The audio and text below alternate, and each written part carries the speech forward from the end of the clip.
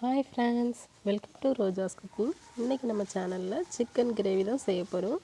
வாங்க இது எப்படி செய்யறதுன்னு பார்க்கலாம்.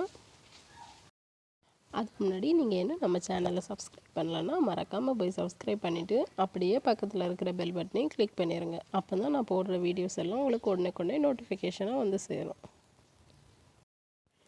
இப்போ நான் இதை இன்றைக்கி மண் பாத்திரத்தில் தான் செய்ய போகிறேன். இதுக்கு நான் 2 டேபிள் ஸ்பூன் போல் எண்ணெய் சேர்த்துருக்கேன். எண்ணெய் காஞ்சதுக்கப்புறமா இதில் ஒரு பட்டை, ஒரு கிராம்பு, ஒரு ஏலக்காய், அப்புறம் ஒரு அன்னாச்சிப்பூ சேர்த்துக்கலாம். அப்புறமா ஒரு பிரிஞ்சி இலை சேர்த்துக்கிறேன். சேர்த்துட்டு 1 டீஸ்பூன் போல் சோம்பு சேர்த்துடலாம். சேர்த்து இது எல்லாமே நல்லா பொரியட்டும். இப்போ எல்லாம் பொரிஞ்சதுக்கப்புறமா இதில் 2 பச்சை மிளகாய் நான் கீரி சேர்த்துக்கிறேன். அதுக்கப்புறமா நான் இதில் ஒரு 2 பெரிய வெங்காயம் நல்லா பொடியாக கட் பண்ணி வச்சுருக்கேன். அதையும் சேர்த்துடலாம். சேர்த்து இதை நல்லா வதக்கி எடுத்துக்கலாம். நல்லா கோல்டன் ப்ரௌன் கலர் வர்றது வரை நம்ம இதை வதக்கி எடுத்துக்கலாம். இப்போ வெங்காயம் எல்லாமே நல்லா வதங்கி வந்திருக்கு. இது கூடால நான் ஒரு 2 டீஸ்பூன் போல் இஞ்சி பூண்டு பேஸ்ட்டு சேர்த்துக்கிறேன். சேர்த்து லைட்டாக வதக்கிடலாம். அதுக்கப்புறமா நம்ம இதுக்கு தேவையான மசாலா எல்லாமே சேர்த்துக்கலாம்.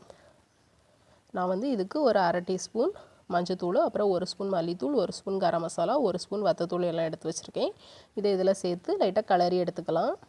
அதுக்கப்புறமா நான் சின்ன சைஸ் தக்காளி 3 தக்காளி எடுத்து பொடியாக கட் பண்ணி வச்சுருக்கேன். நீங்கள் பெரிய சைஸ் தக்காளினா 2 தக்காளி சேர்த்தா போதும். சேர்த்து இது நல்லா பேஸ்ட் மாதிரி வரது வரை நம்ம இதை வதக்கி எடுத்துக்கலாம். இப்போ இதில் லைட்டாக உப்பு சேர்த்து வதக்கிக்கலாம். அப்போ சீக்கிரம் வதங்கிடும். இப்போ தக்காளி எல்லாமே நல்லா பேஸ்ட் மாதிரி வதங்கி வந்தாச்சு. இதில் சிக்கன் சேர்த்துடலாம். நான் 3/4 கிலோ சிக்கன் நல்லா மஞ்சத்தூளில் கழுவி நல்லா எடுத்து வச்சுருக்கேன். இதை இந்த மசாலா கூடலாம் சேர்த்து நல்லா கலந்து பிரட்டி விட்டுடலாம். மசாலா எல்லாமே நல்லா பிடிக்கிற மாதிரி நம்ம இதை நல்லா கலந்து விட்டுடலாம். இப்போ நல்லா பிரட்டி எடுத்துட்டேன். அடுத்தால இதுக்கு தேவையான அளவு தண்ணி சேர்த்துக்கலாம். உங்களுக்கு கிரேவி மாதிரி வேணும்னா கம்மியாக சேர்த்துக்கோங்க. குழம்பு மாதிரி வேணும்னா கொஞ்சம் நிறையாவே சேர்த்துக்கலாம்.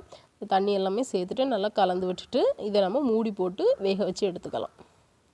அவ்வளோதான் ஃப்ரெண்ட்ஸ், கிரேவி நல்லா கொதித்து வெந்து வந்திருக்கு. இப்போ கொதிக்கும் போது நம்ம உப்பு பார்த்துருக்கோங்க. உப்பு பார்த்துட்டு கொஞ்சமாக கருவேப்பிலையும் வெங்காயத்தாலும் நான் கட் பண்ணி வச்சுருந்தேன். அதையும் சேர்த்துடலாம். சேர்த்து நல்லா கலந்து விட்டுடலாம்.